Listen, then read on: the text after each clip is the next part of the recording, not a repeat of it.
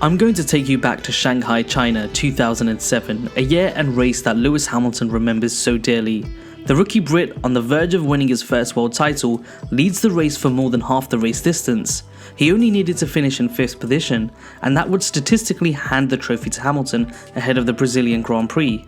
But on lap 31, after a complete downpour, Lewis enters the pits for a fresh set of wet tyres and gets caught in the gravel pit.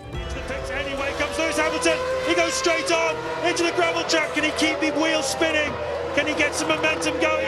No, he can't. It's all good. Unable to manoeuvre his sinking McLaren, he was forced to retire and handed the race victory to Kimi Raikkonen. The result of such a race, although not imminently declaring that year's champion, would prove devastating for Hamilton just 2 weeks later, because at the following round he again only needed 5th to secure the title. Instead, Hamilton finishes 7th, leaving him just 1 point away from glory. Rarely does one such a Grand Prix have such a lasting effect on the outcome of a championship, but it did that time. And more recently, in 2018, at the German Grand Prix, Vettel was pipped as favourite to run away with the championship. He was both in the lead of the drivers' table and in a superior Ferrari. He too ran wide and beached his scarlet race car into the barrier, and Hamilton, his main rival, would go on to win the race.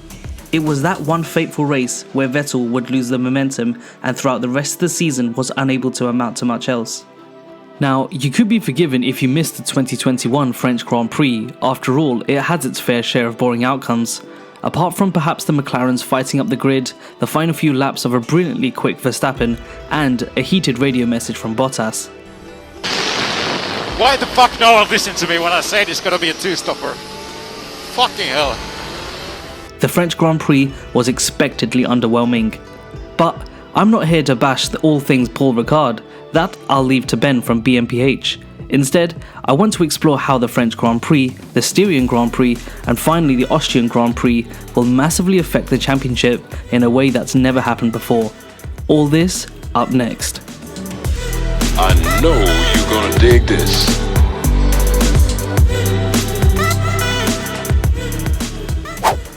For the first time in history, Formula 1 will have 3 back-to-back race weekends, one of which has just happened in France, and then 2 will be held in Austria in the following 2 weekends. Now, all this gives this section of the season a very rushed aura around it, and it can mean that the teams have little to no time between races to work on areas of the car or develop strategies that can leave a lasting impression. In other words, if you fail to adapt, then you will be left behind. Now hear me out here, but these 3 races also makes a perfect opportunity to artificially take an advantage to other teams and drivers. Take current leaders Red Bull Racing, who are flying high on a triple win streak. They have all the momentum with them going into these next 2 races, the fastest car, a seriously quick pair of drivers, and the home advantage. I wouldn't at all be surprised if they win the next 2 weekends, as they genuinely have the most competitive package right now. The impact this could leave on the championship could be irreversible and could result in Mercedes being in too large of a deficit. From a constructor's point of view, every last point needs to be squeezed out over the next 2 weeks, and in my opinion, advantage Red Bull.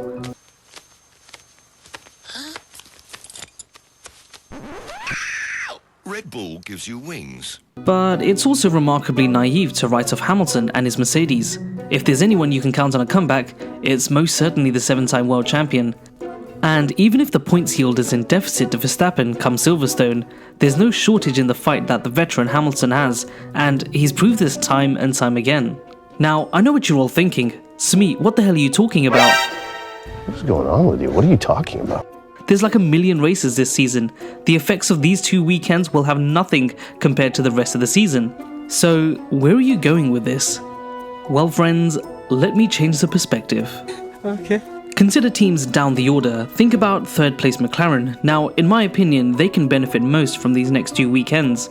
They're already on the up, and the effects of a high-scoring points finish is far more important when the average finishing position is between positions 4th and 10th. These quote-unquote outlier results can artificially inflate the points come the end of the season, so the likes of Lando and Daniel will want to one-up each other as best as possible. I also reckon such a result will be good for Daniel, as he's been a little behind schedule this year. Yes, it's fair to say he's in a new team and he has to break into the car, but on the other hand, he is one of the most experienced drivers on the grid now, so this could be a way to come away with a good haul of points, and maybe jump as far ahead as 6th in the championship. Now whoa, hold the phones just a second, what about Ferrari? Well, they've seen better days at Austria. The car neither suits the track, nor are the strategists in check as of late. It's all up in the air over in Maranello, so I can't actually see anything amazing over the next couple of weekends for the red team. I mean, I could be wrong though. But needless to say, the same principles are at work for the red team, and the same is true for every other team on the grid. I mean, there's even the slightest possibility that Williams can score more in the next 2 races than they have in the past 4 seasons. Now that's pretty darn cool. Now I want to revisit a topic I briefly touched upon in my last video. Bottas out and Russell in. Let me say that again. Bottas out and Russell in. The whole battle for the number 2 driver saga is turning out to be quite a thriller this year, with Red Bull's Perez well in charge ahead of Mercedes' Bottas, and Valtteri is well aware of the situation, with himself potentially out of a race seat come the end of the season. This, I'm sure, will play to his advantage coming into a track that he's all too familiar with, and has previously shown incredible pace.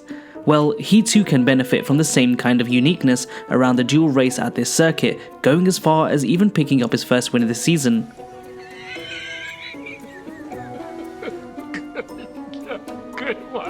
Okay, fine, it probably is a bit too much to ask for right now, but Perez on the other hand, well, that's a different story altogether. Either of the two have a fantastic opportunity to one-up one another, and for at least one of them, can even save their race seat for the next year. So here's my bold prediction for the next 2 races. Verstappen will win both Grand Prix. They're just way too fast right now and have the home advantage. And Bottas will interfere with Hamilton's strategy, and this is down to 2 reasons. Firstly, Bottas is coming out of a moderately bad race in France after he called out his team for not listening to his strategy concerns. The Finn will undoubtedly want to have things in his own hands from now on. And secondly, what does the number 2 driver have to lose at this point? Now, I know it's not official yet, but Valtteri is likely to lose his race seat come the end of the season, so he may as well go out with a bang. And my final bold prediction is that McLaren will be on the podium for both races. As previously mentioned, the team are on the rise and have 2 very motivated drivers in the cockpit, and we could even see the best result out of Daniel's McLaren career. Further down the grid, Ferrari, Alpine and AlphaTauri are always in the mix, but I suspect a strong race for both Gasly and Tsunoda. The pair's maturity have come together so well over the past few races, and are likely to give a strong race result in Austria. But what are your thoughts? Which teams and drivers will benefit most from these 2 races? And should the sport have more triple headers going forwards?